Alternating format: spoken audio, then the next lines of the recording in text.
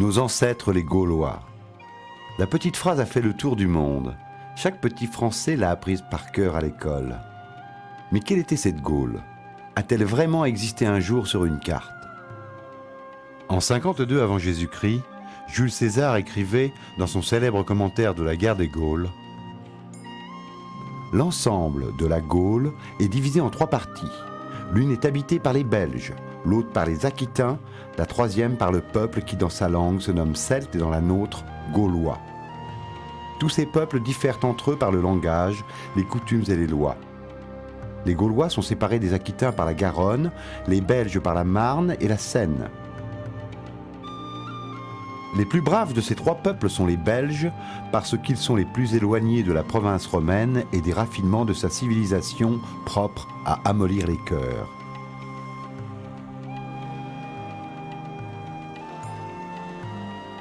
Enfin stratège, César n'ignorait donc pas la diversité des territoires qu'il venait conquérir. Les Romains gardaient un souvenir cuisant des invasions du IIIe siècle avant Jésus-Christ. Le célèbre malheur aux vaincus du chef barbare Brennus pillé en Rome était encore dans toutes les têtes. Les Romains appelaient Galli, ce que nous traduisons par Gaulois, l'ensemble des peuples que les Grecs, eux, appelaient Keltoi ou Galataï. Et c'était des peuples au nombre de je ne sais pas combien, 100, 120, 150, qui s'étendaient de l'Atlantique jusqu'à la Hongrie. Les Romains les appellent Gaulois, les Grecs les appellent Celtes. C'est la même chose.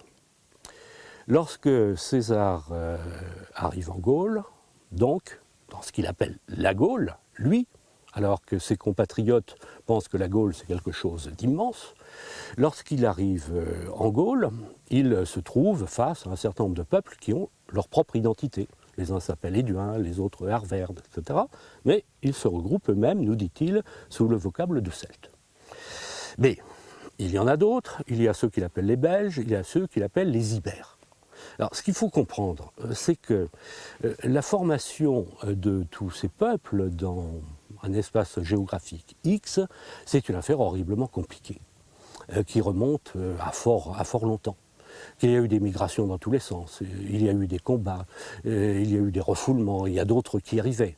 Bon, il faut comprendre ça, si vous voulez, comme un monde qui est en perpétuelle évolution, qui a sans doute des valeurs communes, qui doit avoir des parlers qui se ressemblent, un fond religieux à peu près semblable, hein, et éventuellement des institutions politiques du même ordre. Mais ce n'est pas un ensemble. Il n'y a pas d'État celte, il n'y a pas d'État gaulois. Le monde celtique, qui s'étendait de la Hongrie actuelle à l'Irlande, a laissé les traces d'une civilisation raffinée capable de réalisations artistiques très sophistiquées et pratiquant un commerce fructueux avec Rome et tout le monde antique.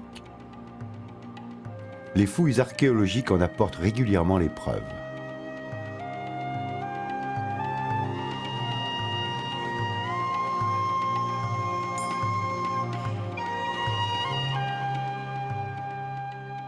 La romanisation, c'est quand même un fait historique, mais l'idée que la romanisation a touché des peuples complètement barbares, c'est une idée complètement dépassée, parce que la Celtique avait une civilisation déjà relativement développée, évidemment un peu différente de celle de Rome, mais quand même, si on regarde les résultats des fouilles avec les bâtiments importants, avec le mobilier spectaculaire, il faut reconnaître que la Celtique avait une civilisation bien développée.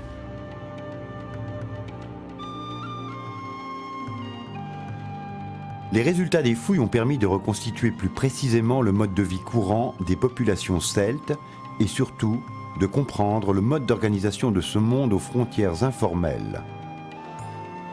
Partout en Europe, de la Bretagne aux abords de l'Oural, les archéologues ont découvert les traces de grandes cités fortifiées, appelées oppida par les Romains. Construites sur les mêmes principes de base, ces grandes cités étaient reliées entre elles par un réseau de voies qui n'avait rien à envier à celle des Romains.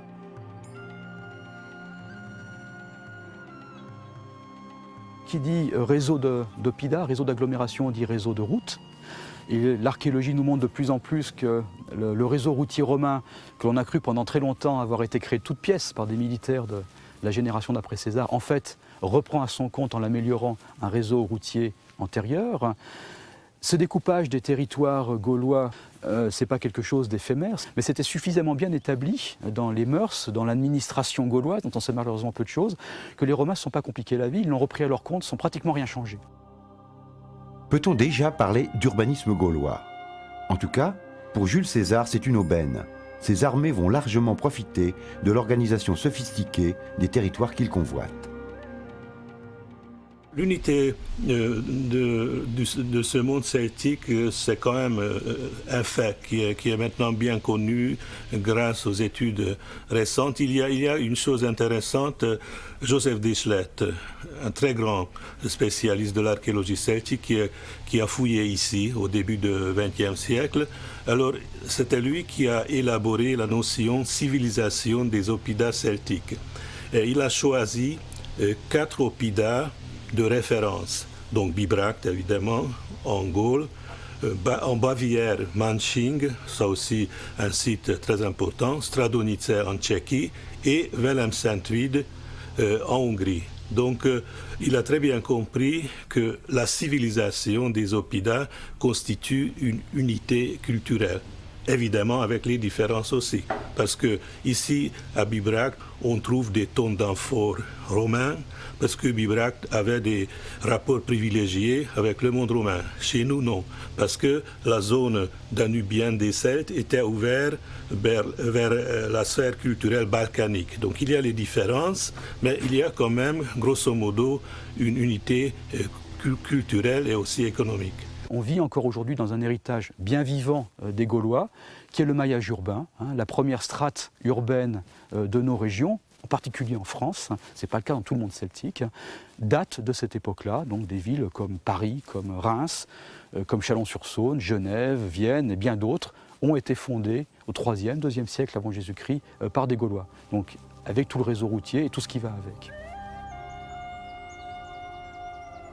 Aux antipodes de l'organisation romaine, le monde celtique est celui de l'espace et des clans. Les frontières ne sont pas tracées, il n'y a pas de mur, mais chacun sait à quel groupe commun et particulier il appartient. Les oppidas servent de relais et de point de ralliement. On y échange, on s'y réunit. Les marchands circulent de cité en cité, et de l'Atlantique aux frontières des steppes, les populations se connaissent. Leurs symboles et leurs bestiaires sont les mêmes. Ils ont à peu près les mêmes divinités et le même mode d'organisation sociale. Il y a des haines et des alliances, des guerres, des vengeances et des migrations de masse, comme celle des Helvètes qui déferlent par milliers en territoire éduin en 58 avant Jésus-Christ. Jules César est chargé de rétablir l'ordre. C'est pour lui l'occasion rêvée de démontrer ses talents militaires.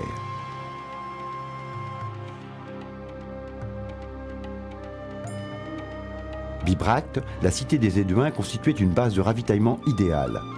Les campagnes de fouilles entreprises depuis un siècle ont montré que la ville était l'un des grands oppidums du monde celtique. Le commerce avec Rome l'avait rendue particulièrement opulente. César s'y sentait chez lui et était certain que ses légions recevraient bon accueil. Il venait en sauveur.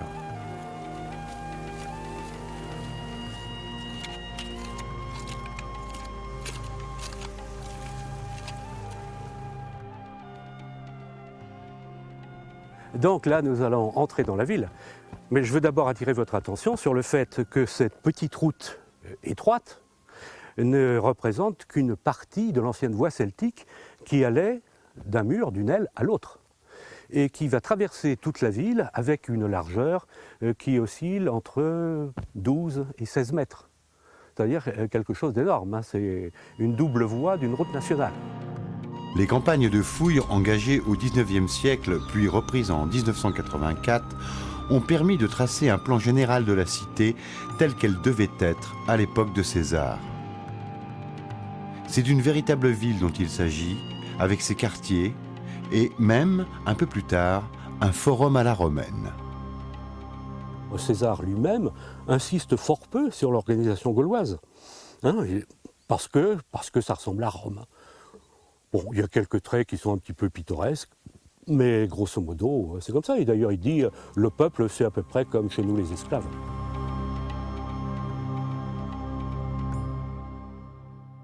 En rentrant de la porte du Rebouille, César est monté sans doute sur cette grande voie et il a dû croiser toutes ces maisons d'artisans avec des auberges, avec des lieux peut-être des boutiques, pour arriver sur la partie haute, c'est-à-dire sur la partie vers le bassin, et donc toute la partie là, du couvent, avec ces édifices quand même qui sont beaucoup plus majestueux, beaucoup plus chics. Nous, on n'est pas sûr qu'on ait des constructions en pierre à l'arrivée de César. On les a sans doute un peu plus tard, c'est-à-dire que le temps que la construction en pierre et chaux se diffuse dans ce site, ça met un certain temps. Mais on est quand même très tôt par rapport à d'autres sites de la même époque. C'est-à-dire que Bibracte est toujours un petit peu en avance en tant que ville par rapport à ça. Les découvertes les plus récentes continuent de le confirmer. Le général Jules César ne venait pas apporter ici la civilisation à des Gaulois chasseurs de sangliers. Il avait, semble-t-il, une toute autre idée en tête.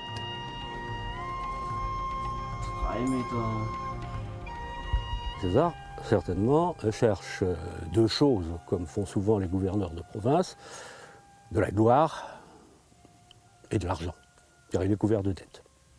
Et des auteurs anciens nous indiquent qu'il avait prévu d'organiser une grande campagne en se lançant vers le Danube, depuis l'Italie du Nord.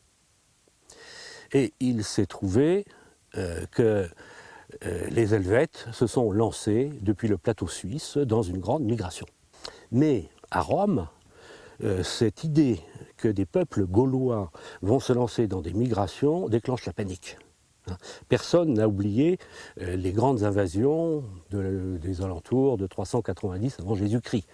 Les petits Romains, à l'école, ils apprennent que les Gaulois, ce sont des sauvages dont on doit avoir peur. Donc, César ne peut pas ne pas intervenir. Par conséquent, il va essayer d'aller régler cette histoire de migration des Helvètes, tout simplement les stoppant. Et il les a stoppés à quelques kilomètres d'ici, en un lieu probablement, ça doit être du côté de Montmaur. Nos collègues suisses auraient retrouvé les traces de la bataille. Et donc, il est dans la capitale des Éduins pour se refaire. Mais n'oublions pas que les Éduins, ce sont les grands alliés de Rome depuis au moins un siècle et demi. Toujours aussi modeste dans son usage de la troisième personne à son égard, le général note ce jour-là: comme Bibracte, de beaucoup la plus riche ville des Éduins n'était pas à plus de 18 000, César pensa qu'il fallait s'occuper de l'approvisionnement et laissant les Helvètes, il se dirigea vers la ville.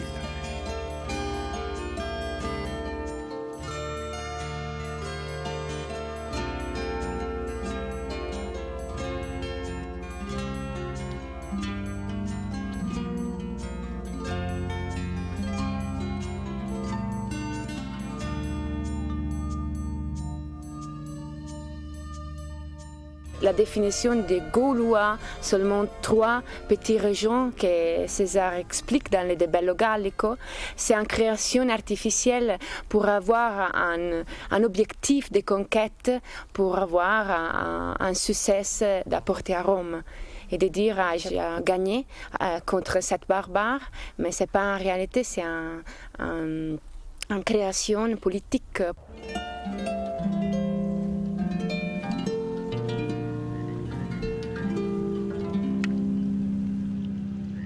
Ce qu'il faut à tout prix, c'est casser l'image d'Épinal, de la Gaule qui est repliée sur elle-même. D'abord parce que la Gaule, ça n'existe pas, ce sont 60 ou 80 peuples gaulois, et d'autre part parce que ces peuples sont en relation, du moins les plus grands d'entre eux, avec les grandes puissances méditerranéennes, par le commerce, par la diplomatie, par le mercenariat. Enfin, il y a toutes sortes de choses. Les Éduins, les grands aristocrates éduins d'ici, ils allaient à Rome. Ils recevaient des Romains. Ils devaient, pour certains d'entre eux, parler latin. Donc, si vous voulez, le petit village d'Astérix, si charmant, si poétique, si frais avec ses sangliers. Bon, c'est de la pure fantasmagorie qui remonte à l'imagerie du 19e.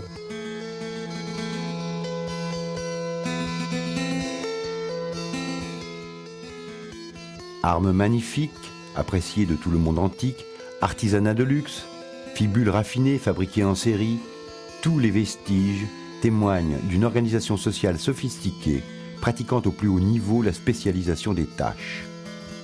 Les ateliers sont à haut rendement et toute la cité est cadastrée. On ne s'établit pas n'importe où et chaque quartier est bien délimité, tout comme celui des artisans.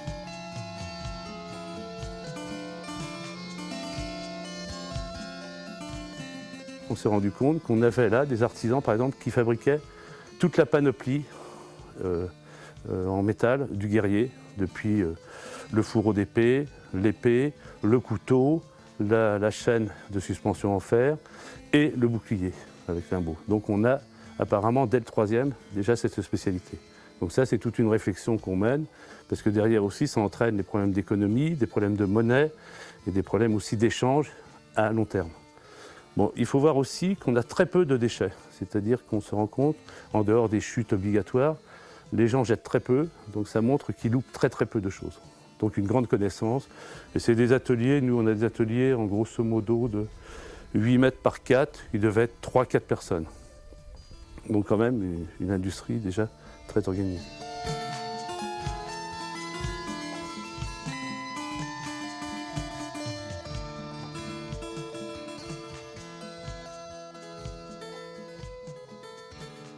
Ce sont des petits ateliers, probablement de type artisanal, comme on a pu encore en connaître dans nos campagnes il n'y a pas très longtemps, avec, il faut imaginer, d'une structure familiale, avec bon, peut-être quelques aides, mais un atelier, on compte une demi-douzaine de personnes, une dizaine de personnes qui travaillent. Pour autant qu'on le sache, la production est très spécialisée. Hein, vraiment, bon, un atelier qui fabriquera des fibules ne fabriquera pas d'autres objets en bronze, c'est absolument clair. Et on a l'impression que simultanément, plusieurs ateliers organisés de cette sorte fabriquent la même chose. Hein, donc une production en série, très stéréotypée. L'autre caractéristique, c'est qu'on a toujours, normalement, dans un atelier, un sol noir, qui est normalement la partie la plus profonde, la partie du fond, et devant un sol jaune. Pourquoi? C'est que la partie en sol noir, c'est pas parce que les gens sont sales, c'est parce qu'on noircit le sol pour régler la couleur, la température de couleur. Puisque lorsqu'on coule ou lorsqu'on frappe le métal, le fer, si on veut souder, si on veut savoir à quel moment il se travaille, ça se joue à quelques degrés, on n'a pas de thermomètre, et donc on pratique à la couleur.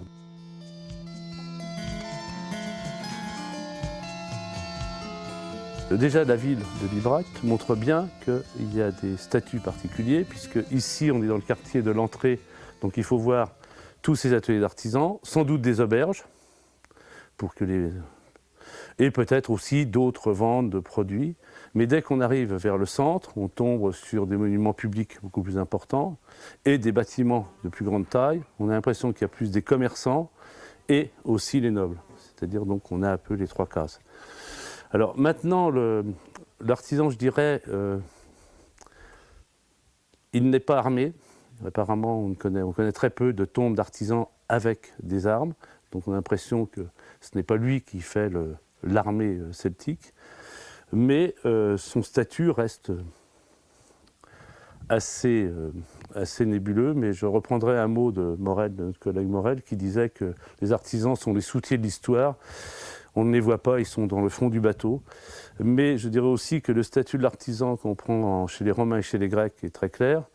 On a à peu près la même vision que maintenant. On adore le plombier quand on a une fuite chez nous, et on déteste quand il nous envoie sa facture, car disons le respect du travail manuel n'a pas changé, je dirais. C'est-à-dire, on est intéressé par son travail, mais pas par l'individu. Et ce n'est pas ni les Grecs ni les Romains le considèrent comme bien, et les Gaulois apparemment. Les artisans doivent arriver à vivre, mais ne participent pas apparemment au mouvement politique.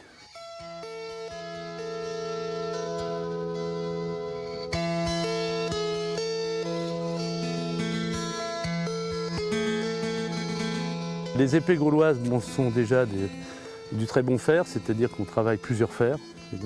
Et en plus, ils savent croiser différentes qualités de fer, donc ce qui fait des couches de différents types. Et donc ça se fait énormément, et donc c'est considéré des épées damassées, on va dire. Mais le damas apparaît plus tard, puisque ça vient de Damas, la ville de Damas, et c'est plutôt à l'époque médiévale. Mais l'idée, c'est un fer de différentes qualités que l'on mêle à la forge, à la soudure, et donc là, l'importance de la température et tout, pour pas que ça bouge. Et donc, on a des fers damassés, on a de très grandes épées qui sont encore très souples. Dans certains musées, on en a une, on peut la plier complètement, c'est-à-dire elles sont de très grande souplesse et de très grande qualité. C'est-à-dire l'armement celtique suit l'armement des autres armées, et de toute façon, ils sont toujours à la pointe, comme toutes les armées. C'est toujours le problème. L'armée doit être à la pointe de la technique.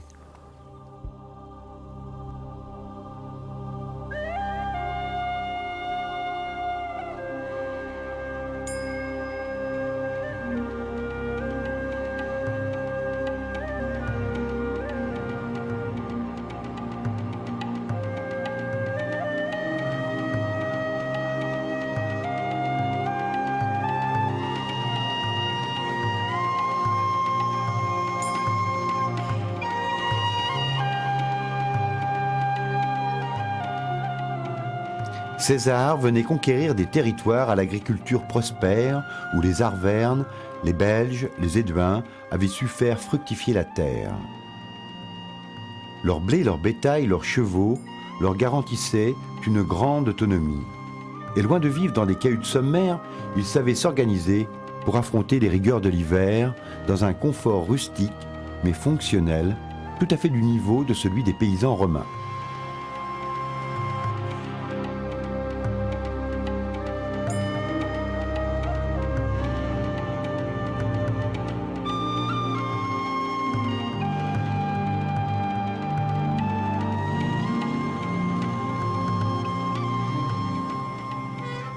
Étoffe de belle facture, chenets pour le foyer, couette douillette sur un vrai lit, un plancher de chêne et des ustensiles de ménage, l'atmosphère d'un agréable refuge de montagne. Beaucoup d'appartements à Rome n'avaient pas ce standing. Aujourd'hui, les travaux archéologiques ont permis de reconstituer avec précision ce mode de vie jusqu'à ces drames du quotidien.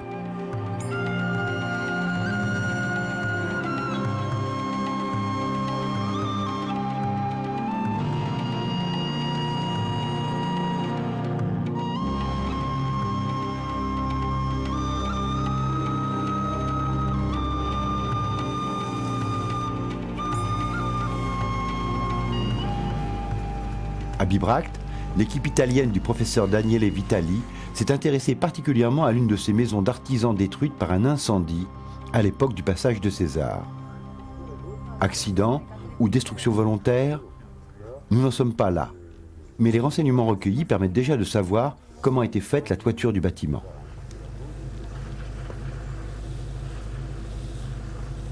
On fouille ici avec l'Université de Bologne et on a trouvé deux niveaux d'habitation, surtout l'habitation en bois qu'on pouvait voir dans les couches noires. Et c'est une habitation qui avait un grand cave au-dedans et une pavimentation en terre battue, comme on peut voir là, les niveaux jaunes. Et depuis le gros incendie qui l'a détruit, toute la couverture est tombée, comme on peut voir là avec les tuiles. C'est intéressant parce qu'il y a un puits aussi, et le puits a des traces de brûlés dedans, et ça veut dire que la maison avait un puits avec.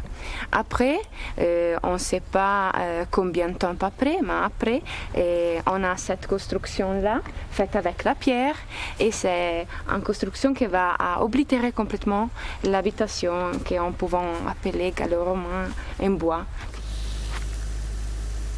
Ça nous mène à un autre constat qui je crois qui est tout à fait important pour comprendre une différence majeure entre cet urbanisme gaulois en train d'émerger à l'époque de César et qui va dont le développement va être interrompu par la conquête romaine, et l'urbanisme déjà bien ancré depuis un millénaire dans le monde méditerranéen, dans le monde classique, qui est le fait que clairement les Grecs et les Romains construisent pour l'éternité, pour les générations futures, ils ont vraiment le souci que leur prestige, leur pouvoir s'inscrivent dans la pierre, hein, et que la pierre témoigne de ce prestige pour les générations futures. C'est pourquoi, encore 2000 ans après, on a des monuments romains complètement conservés, absolument intacts.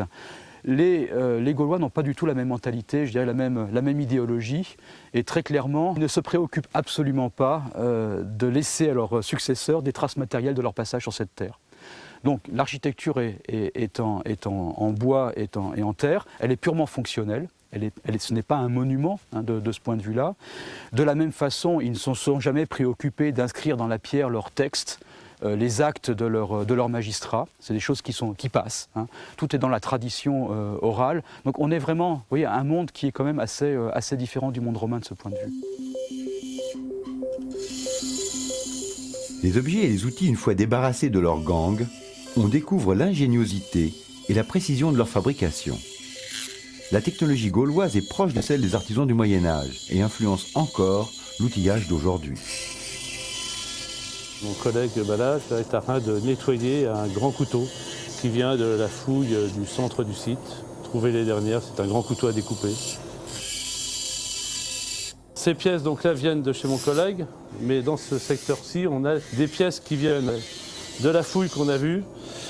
Donc dans ces pièces, il y a ces deux énormes pièces, objets en fer, qui sont des outils qu'on a trouvés dans la construction et donc qui ont servi à la construction ou pour le bois ou pour la pierre, tailler de la pierre. Donc c'est des instruments, c'est plutôt pour la construction du bâtiment, qui ont été trouvés dans les tranchées de construction des bâtiments. On dit normalement, nous, que l'outillage actuel se met en place à la période du 2e, 1er siècle avant notre ère.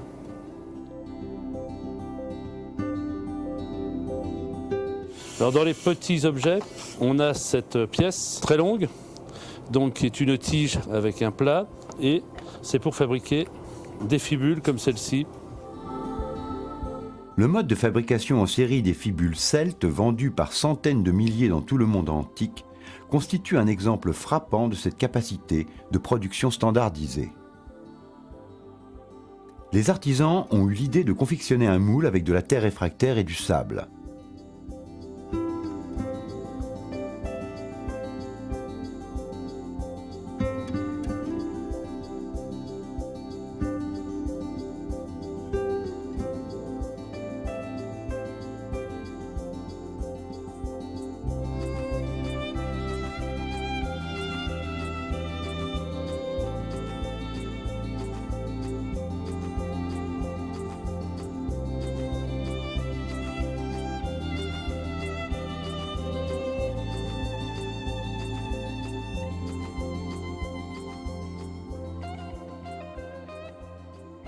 Ils obtenaient ainsi 6 à 10 fibules par opération, et le fondeur passait la main au polisseur, puis au graveur.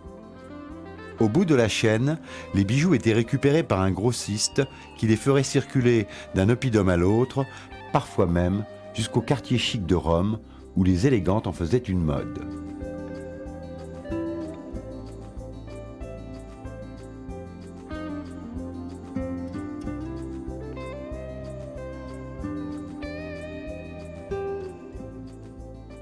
Les Celtes frappaient monnaie. On en a retrouvé un peu partout en Europe, en or, en argent et en bronze, et aussi de curieux jetons dont l'usage n'est pas encore complètement élucidé.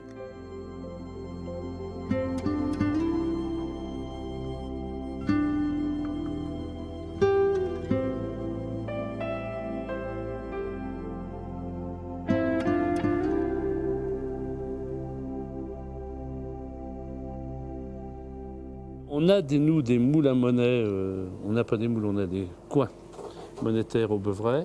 Et la discussion, c'est justement où fabrique-t-on les monnaies? On a l'impression qu'il y a quand même des ateliers de monnayeurs, mais on connaît mal leur statut et aussi mal comment ils fonctionnent. Je dirais qu'on n'a pas refouillé depuis très longtemps d'ateliers. On en a trouvé au 19e siècle, mais nous, pour le moment, on n'a pas encore trouvé d'ateliers monétaires. On a trouvé dans certains sites, et même ici, peut-être des rebuts ou des coins qui ne servent plus, mais on n'a pas d'atelier. Alors, de toute façon, les monnaies d'argent et d'or ont un poids très précis. Les monnaies de bronze ont un poids moins précis, mais disons c'est un peu, c'est de valeur moindre, et c'est aussi sans doute d'où ils viennent, etc., qui leur attribuent une valeur. Alors la monnaie de bronze est très discutée, pour certaines, on ne sait pas si c'est des jetons ou des monnaies, d'après les numismates, mais on peut considérer quand même qu'ils ont des monnaies de poids différents, donc qu'ils arrivent à faire un commerce avec. Les messages en langue celtique du continent utilisaient les caractères familiers à Jules César. Celui-ci n'avait aucun mal à se les faire traduire. L'alphabet celtique, ça existe en Irlande, c'est l'alphabet ogamique. Mais ici, en ce qui concerne le continent, ils ont utilisé l'alphabet grec, l'alphabet latin et aussi l'alphabet étrusque en Italie du Nord. Donc ici, ils n'ont pas inventé un alphabet, ils ont adapté l'écriture des civilisations méditerranéennes. Ici en Gaule, nous avons des inscriptions très importantes celtibères, aussi de langue celtique. Nous avons également quelques documents en Italie du Nord et aussi dans le bassin carpatique. Donc la langue celtique, c'est une réalité. Et grâce à la langue irlandaise, qu'à partir du 19e siècle, les linguistes, on a pu déchiffrer les inscriptions celtiques de l'âge du fer. Donc la langue, c'est une réalité attestée par les inscriptions très importantes. Alors on trouve beaucoup de textes écrits, de graffitis, donc là, 2 A qui se suivent. Les Gaulois n'écrivent pas l'histoire, n'écrivent pas la religion, mais apparemment ils écrivent des contes, ils écrivent sur des vases pour mettre leur nom, pour mettre aussi des formules, ils font des graffitis, donc ils utilisent l'écriture, mais plutôt pour le commerce, mais il y a un interdit pour la religion et pour l'histoire.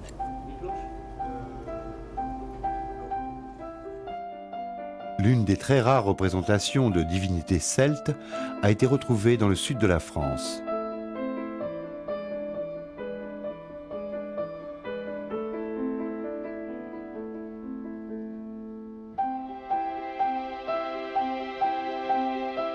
Nous avons les inscriptions qui mentionnent les divinités celtiques. Nous avons aussi beaucoup d'inscriptions antiques, grecques ou romaines, avec le nom celtique, avec les rites des Celtes.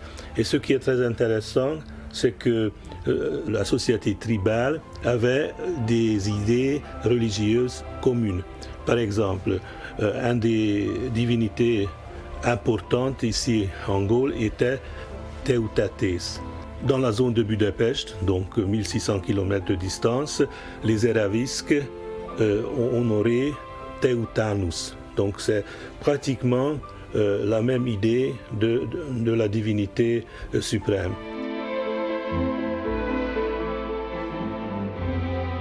Au passage de César, un siècle avant ce que l'on appelle la romanisation, une mode est née à Bibracte. Les aristocrates éduins ont commencé à se faire construire des villas à terrasses et ont érigé un forum digne d'une véritable province romaine. Des réalisations très onéreuses qui ont fait appel aux artisans locaux, dirigés par les architectes les plus en vue à Rome. Les riches éduins fréquentaient les patriciens du Sénat.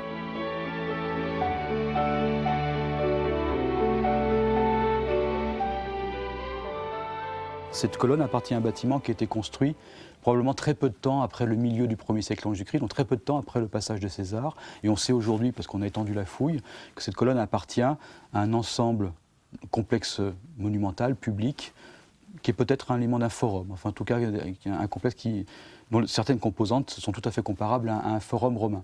Donc ça a été construit à une époque où ce secteur géographique de la Gaule n'est pas encore une province romaine. Ça a été fait 30 ans après le passage de César. Donc certainement une initiative gauloise de s'équiper d'un centre monumental à la romaine. Donc la question qui se pose après cela, c'est tout à fait étonnant, c'est une découverte à laquelle on ne s'attendait pas. Dans quelle mesure, quand les Gaulois de Bibracte ont décidé de construire ce bâtiment, la basilique à laquelle appartient cette colonne, ils ne s'étaient pas déjà accaparé un système politique, administratif, de type romain, qui d'habitude fonctionne en Italie romaine avec ce type de monument. Les Celtes aimaient aussi le vin romain plus qu'ils ne l'auraient dû. De nombreux historiens attribuent même l'affaiblissement du monde celtique aux pratiques courantes qui consistaient à échanger des amphores contre des prisonniers capturés lors des guerres de clans incessantes. depuis 4 années, l'Université de Bologne, avec le professeur Daniele Vitali, fouille un site très important dans la région de Toscane, dans le centre d'Italie, et s'appelle Albinia. C'est très important parce que les amphores qu'on trouve là ont des petits timbres et sont les mêmes qu'on trouve sous les amphores ici à Bibracte. Ça veut dire que ce sont les mêmes amphores qui arrivent de l'Italie avec les vents italiens et arrivent ici, et c'est très apprécié des Gallois parce que nous avons amphores partout ici. Et alors c'est clair qu'il y avait des relations commerciales, et on voit très bien les routes commerciales qui sont arrivées jusqu'ici.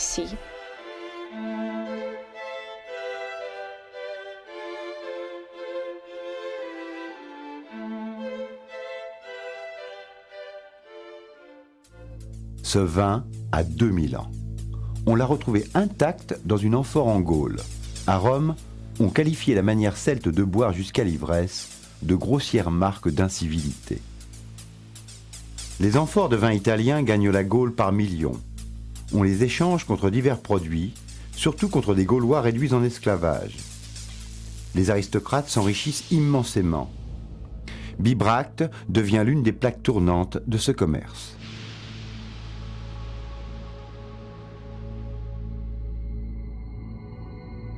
La voie qui est à côté de nous, si on la grattait, elle est faite de millions de tessons d'amphores. Les amphores sont échangés contre quoi? Contre divers produits, mais notamment contre les esclaves. Et il est probable qu'il y avait donc ceux qui trouvaient ça très bien. Donc on avait commencé à prélever les esclaves parmi les criminels ou les malfaiteurs chez soi, puis on était aller les chercher à côté, et puis on est allé de plus en plus loin à faire des razzias. C'est le phénomène qu'on connaît bien avec l'époque moderne. Et il est probable qu'il y avait sans doute des gens qui renaclaient, qui considéraient que c'était une espèce de rupture de valeur ou quelque chose comme ça. Et au sein même du peuple éduin, vous aurez remarqué que César cite 2 noms de grands chefs. Le premier qui est celui de Dumnorix, qui est pratiquement à la tête d'un parti qui voudrait résister à César, au point même que César le fera exécuter. Et un autre qui est celui de Divitiacos, et qui est le pro-romain par excellence, qui va non seulement aider César, mais le suivre dans ses campagnes, agir un peu comme agent vis-à-vis des alliés des Éduins, etc. Donc c'est une mosaïque qui est complexe, et c'est ça qui peut expliquer peut-être que la guerre des Gaules, ce ne soit pas un combat qui soit simple, mais que selon les années, il y ait tel ou tel qui entre en rébellion, ou au contraire, qui se calme. Il ne faut pas imaginer ça comme quelque chose d'unifié, c'est horriblement complexe. Donc César vient dans un pays qui est quand même déjà très touché par le phénomène méditerranéen et le phénomène romain. Puisqu'on écrit en romain, on s'est aligné sur le denier romain, donc on n'est plus du tout des barbares.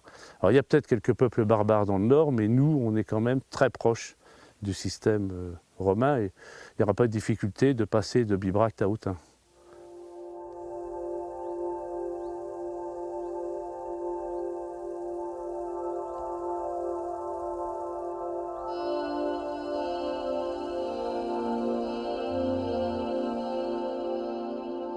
César nous a décrit ce type de fortification à propos de la ville d'Avaricum, Bourges.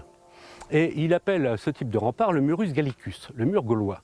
Et il nous dit que c'est quelque chose qui est tout à fait étonnant, parce qu'il a un double avantage. Alors pourquoi? Parce qu'au début, on construit une espèce de cage faite avec d'énormes poutres de bois, dont vous voyez ici l'extrémité, qui sont verticales, horizontales et qui sont reliées entre elles par d'énormes clous.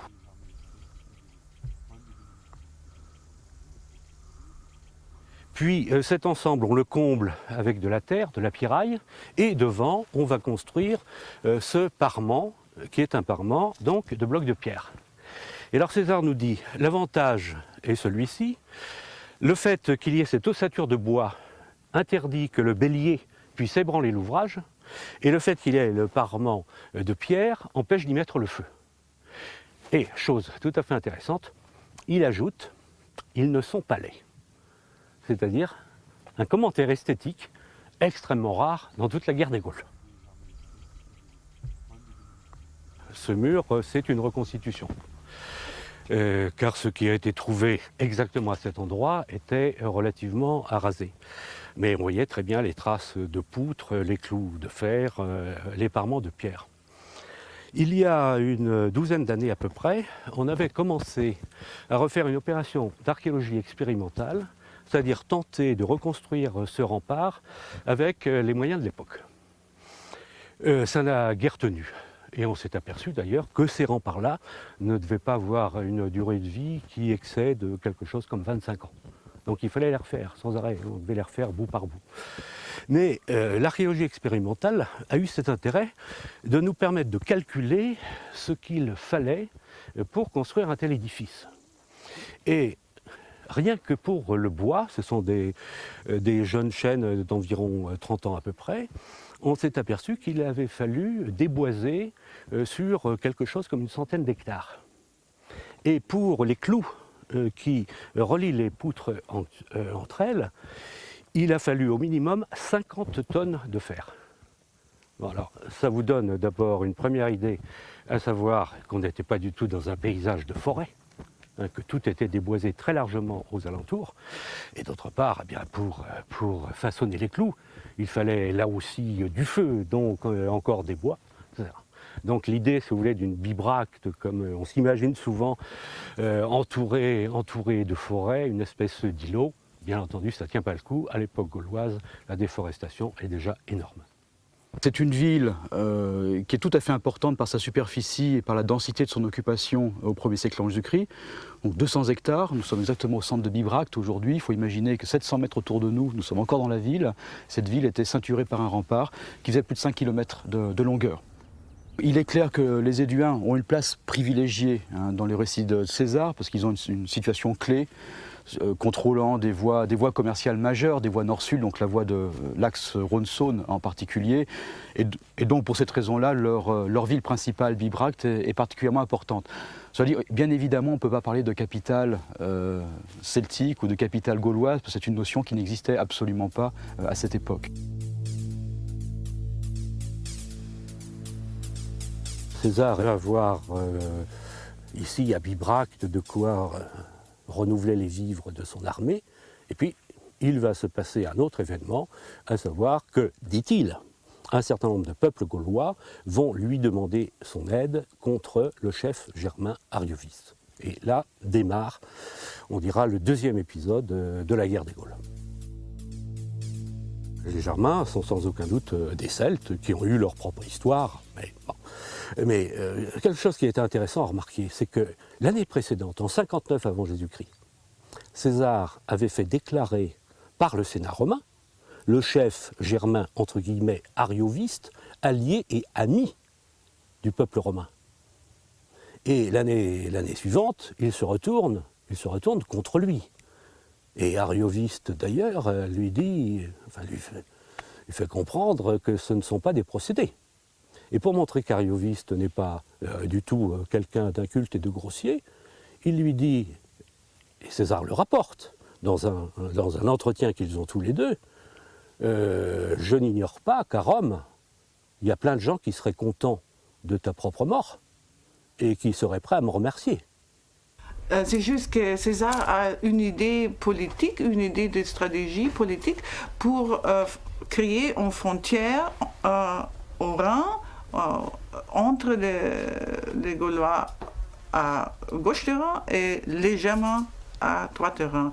Mais en réalité, c'était des cultures très semblables, très similaires. Et pour cela, nous savons que César a fait une frontière artificielle.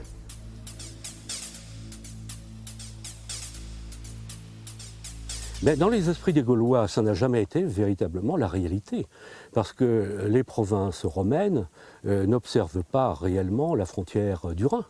Vous avez des provinces qui s'appellent les provinces de Germanie inférieure et de Germanie supérieure, après, qui débordent d'un côté et de l'autre. À l'époque antique, en réalité, le Rhin n'a formé une frontière que entre César et le début du règne d'Auguste. C'est-à-dire pendant 30 ou 40 ans. Mais après, c'était complètement dépassé. Après avoir repoussé les Helvètes, César, fin propagandiste, insiste sur le côté barbare des Germains pour mieux délimiter sa conquête. Les Gaulois, notent-ils, l'implorent de les protéger contre le germain arioviste originaire d'Outre-Rhin. C'est-à-dire un général a toujours tendance à démontrer que sa conquête est homogène et que le territoire qu'il a conquis peut être contrôlé, administré, pacifié, etc. Et alors, une des thèses de la guerre des Gaules de César, c'est ma Gaule à moi, c'est-à-dire la Gaule de ce côté-ci du Rhin, c'est quelque chose qui finalement ressemble plus ou moins à l'Italie. Ils ont à peu près les mêmes dieux, ils ne sont pas si terribles que ça, alors qu'en revanche, de l'autre côté, c'est d'affreux sauvages. Mais c'est une thèse que l'on rencontre à toutes les époques historiques. César voit un monde qui est un monde un petit peu bizarre et qu'il a du mal lui-même à interpréter. Mais ce qui se passe, c'est que lui, il va opérer un coup de force absolument extraordinaire.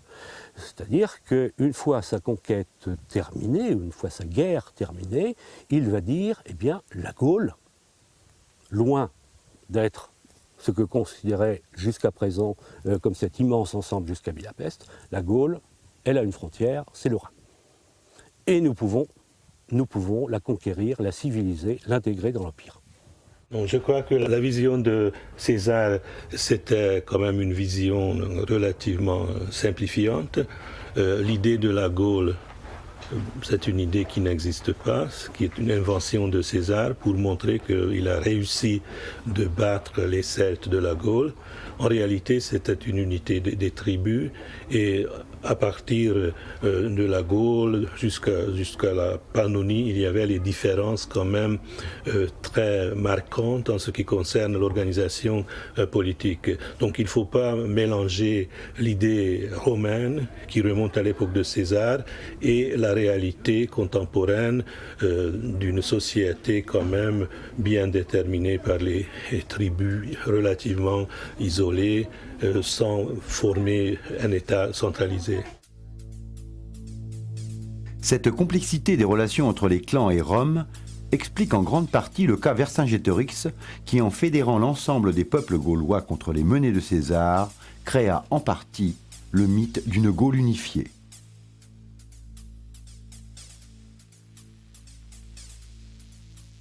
Bon, le problème de Vercingétorix, c'est un problème, disons, extrêmement sensible, parce que, personnellement, je pense, et ça fait hurler beaucoup de gens, que Vercingétorix, jeune aristocrate arverne, a servi dans les armées de César pendant au moins 4 ou 5 ans, et que c'est là qu'il a appris l'art de la guerre. Sinon, on ne voit pas où il serait allé pêcher tout ça. Ce n'est pas des voix célestes qui l'ont inspiré. Bon, il fomente effectivement une rébellion.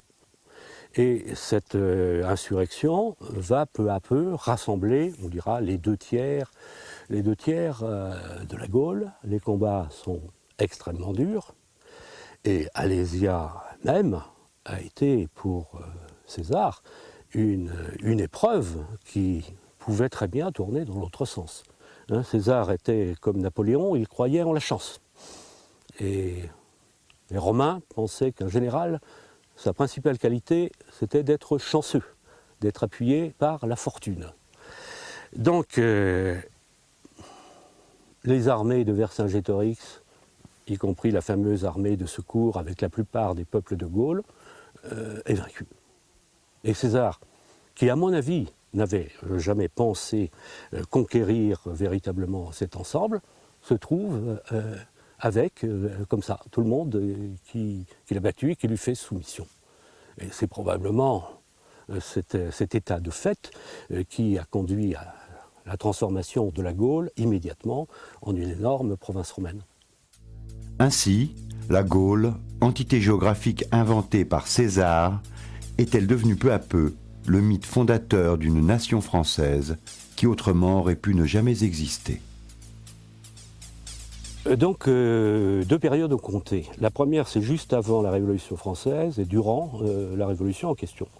À savoir, on s'est posé la question, les ancêtres de la noblesse, c'était qui? C'était les Francs. Et justement, si la noblesse avait les privilèges qu'elle a, c'est en vertu du droit de conquête qui remonte à Mérovée, à Clovis, etc. Bon, mais les Francs ont conquis un peuple qui était sur place. Qui était ce peuple?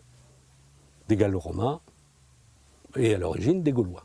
Et donc il y a eu cette identification, les nobles ce sont les Francs, le peuple ce sont les Gaulois.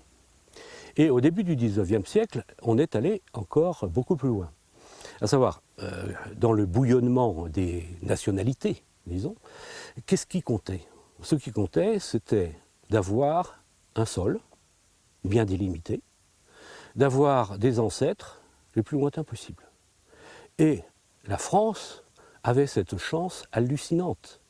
Elle avait un sol décrit par César, qui allait jusqu'au Rhin, et elle avait des ancêtres, les Gaulois. Or, n'oublions pas qu'à cette époque, on n'a aucune idée de la préhistoire.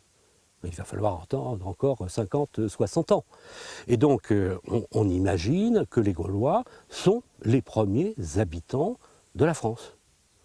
Donc, nos ancêtres, les Gaulois, et le sol qu'ils habitent, justifient la nation française.